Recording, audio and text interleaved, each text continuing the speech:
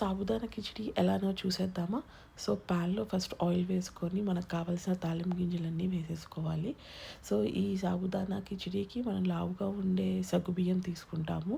ఆ సగ్గుబియ్యాన్ని 1 hour, 2 hours నానబెట్టుకోవాలి. తర్వాత మనకు కావాల్సిన వెజ్జీస్ అన్నీ వేసుకోవాలి. ఇక్కడ నేను పొటాటో, ఆనియన్ అండ్ మిర్చి తీసుకున్నాను. సో, ఈ సాబుదానాకి ఏంటంటే పొటాటో మస్ట్ అండ్ షుడ్‌గా ఉండాలి. అప్పుడు టేస్ట్ చాలా బావుంటది. తర్వాత కొంచెం టర్మరిక్ సాల్ట్ వేసుకొని మనం మూత పెట్టేసేసుకోవాలి. అప్పుడు ఈ వెజిటబుల్స్ అన్నీ పొటాటో, ఆనియన్ అన్నీ మంచి ఫ్రై అవుతాయి. సో, ఇక్కడ టమాటా వేసుకుంటే ఇంకా టేస్ట్ చాలా బావుంటది. సో, ఇక్కడ నా దగ్గర టమాటా లేదు కాబట్టి నేను వేయలేదు. బట్ టమాటా ఉంటే వేసుకోండి. నెక్స్ట్ ఇక్కడ ఏంటంటే ఇంకా సాబుదానా 2 అవర్స్ నేను నానబెట్టుకున్నాను దీన్ని. దాన్ని వేసేస్తున్నాను. మంచిగా వాష్ చేసేసి 2 అవర్స్ నానబెట్టాను. సో, ఇది వేసేసుకున్న తర్వాత ఇంక మంచిగా కలుపుకొని ఇంక మనం మూత పెట్టేసుకోవడమే దట్స్ ఇట్. సో, ఆ వాటర్ అంతా ఫ్రై అయిపోయి అంతా కొంచెం కొంచెం ఆవిరి ఉంటది కదా! అదంతా ఫ్రై అయిపోయేదాకా మనం అలా మూత పెట్టుకొని కలుపుకుంటే సరిపోతది.